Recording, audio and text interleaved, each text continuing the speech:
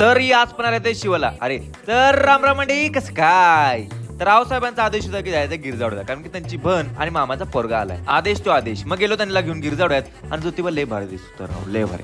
आणि घरी अंतर नुसतंच आवाज सुटलेलं. मग काय ती म्हणली तर आम्ही जातो. मग मावशी आणि मामाचा पोरगा गेला आणि मारुतीच्या मंदिराकडे लक्ष गेलं तर बघतो काय बसवायला लागलं ते चौकट.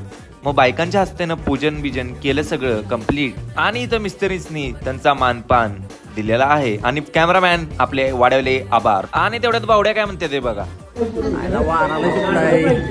मग काय वारा सुटल्यावर म्हणल्यावर माणसं कशी पळते ते बघा.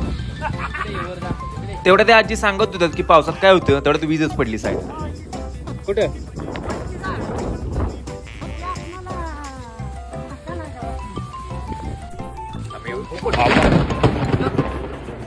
पहिल्या पावसात मातीचा खूप असा जोरात वास येत होता आणि काळ्या आणि पिल्ल्या पण पावसाची मजा घेत होती. मग काळ्या गेला सोडून आणि पिल्ल्या बसला एकटाच आणि